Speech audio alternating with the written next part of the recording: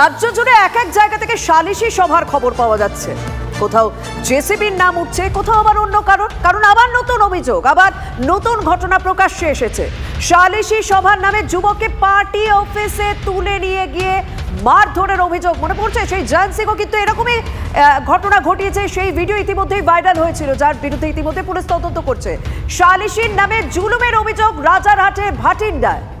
পঞ্চায়েত সদস্য রক্তিম কর ও তার দলবলের বিরুদ্ধে মূলত এই অভিযোগ। বকেয়া টাকা না দেওয়ার অভিযোগে পার্টি অফিসে সালিশি সভা বসে। বাইক বাহিনী যুবককে বাড়ি থেকে তুলে নিয়ে যায় বলে অভিযোগ। রাজারহাট থানায় অভিযোগ দায়ের আক্রান্ত যুবকের। অভিযুক্ত রক্তিম রাজারহাট ব্লক তৃণমূল সভাপতি প্রবীর করের ভাইপো। পঞ্চায়েত ভোটে বোমাবাজি সন্ত্রাসেরও অভিযোগ উঠেছিল এই রক্তিমের বিরুদ্ধে। নিজেকে দেবরাজ ঘনিষ্ঠ বলে দাবি করে এই অভিযুক্ত রক্তিম।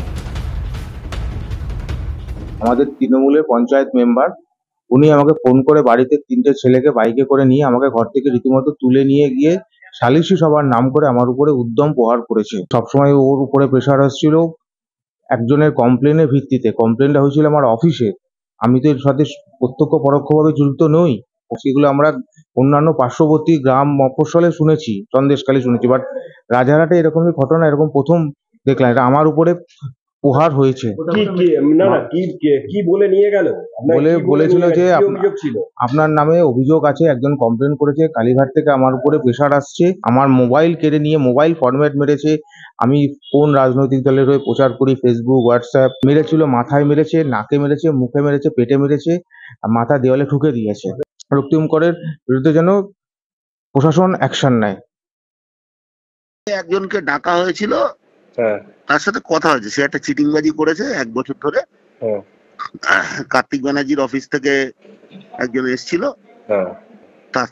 তার লোকের সঙ্গে আর কি চিটিংবাজি করেছে। তো সেটা কথাবার্তা বলিয়ে দেওয়া হয়েছে। তার মাঝখানে বসে রেকর্ডিং করছিল, ফোনটাকে ফরম্যাট করে দেওয়া হয়েছে। মারধর করা হবে কেন? সম্পূর্ণ মিথ্যে অভিযোগ। ছেলেটি বিজেপি করে এবং আমাকে মেলাইন করার জন্য এগুলো বলেছে। আজকে ওখানে আমার যেখানে পার্টি অফিস, একদম কোনো লুকোনো চুরোনো জায়গা না, ভাতেন্ডা চৌমাথায়, ওপেন শাটার, পরিষ্কার, সবাই রাস্তার উপরে, আশেপাশে দোকান, রাস্তার উপরে সবাই থাকে, সবাই জানে। কোনো সালিশি সভা বাড়ি থেকে ডেকে নিয়ে আসা হয়েছে, ফোন করা হয়েছিল, এসছে না, বলছে বাড়ি থেকে লোক পাঠিয়ে। একদম না, মিথ্যে কথা বলছে। জিজ্ঞেস করলাম যে আমি যেখানে থাকবো, তোমার কোনো সমস্যা নেই, তুমি আসো, বসে ব্যাপারটা মিউচুয়াল করো, কারণ ওনারা অনেক দূর থেকে এসছে। ব্যাপারটা পাঠিয়েছে না বলতে পারবো না। প্রভাবশালী, কোনো প্রভাবশালী কেন পাঠাবে? কি এখন যদি কেউ ভুল করে সেটাকে আমি সমর্থন করব? আমার সঙ্গে নিশ্চয়ই ওর যোগাযোগ আছে, মিথ্যে কথা তো নয়, কিন্তু ওটা এটা করেছে সেটা তো আমায় বলে করেনি, সেটা আমি জানি না।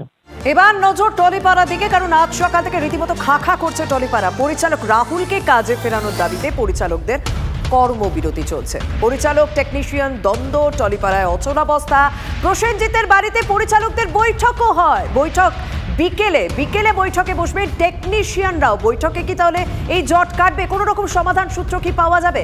এখনো পর্যন্ত টলিপাড়ার এদিকে ওদিকে কি শোনা যাচ্ছে জানাবেন আমাদের সহকর্মী সৌভিক সরাসরি রয়েছেন। সৌভিক, কি মনে হচ্ছে এই সমস্যার কি সমাধান হবে এখনো পর্যন্ত? মানে দুপক্ষই বৈঠক করবে, পরিচালকরা তারা প্রসেনজিতের বাড়িতে বৈঠক করবেন, অন্যদিকে টেকনিশিয়ানরা বৈঠকে বসবেন। কি হতে চলেছে তাহলে?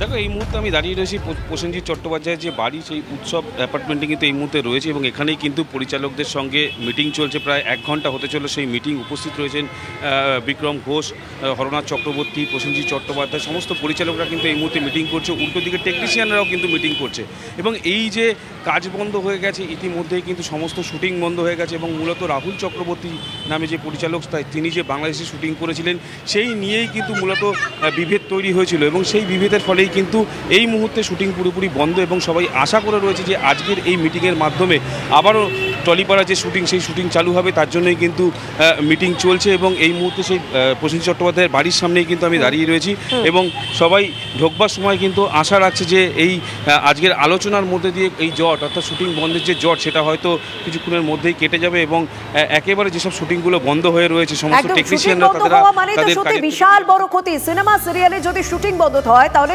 বিশাল ক্ষতি হয়। সিরিয়ালে তো একটা প্রত্যেক দিনের এপিসোড দিতেই হয় এবং পাশাপাশি সিনেমা সামনে পুজো রয়েছে, বড় বড় রিলিজ রয়েছে। সেক্ষেত্রে এই সময় যদি সমাধান সূত্র না মেলে তাহলে বাংলা সিনে শিল্পের সব থেকে বড় ক্ষতি হতে পারে, এই আশঙ্কায় রয়েছে। যে কারণে দুপক্ষই চেষ্টা চালিয়ে যাচ্ছে, দুপক্ষই বৈঠকে রয়েছে। তবে দুপক্ষের যে বৈঠক, সেই বৈঠক থেকে কোনো রকম সমাধান সূত্র বেরোয় কিনা সেদিকে আমাদের অবশ্যই নজর থাকছে।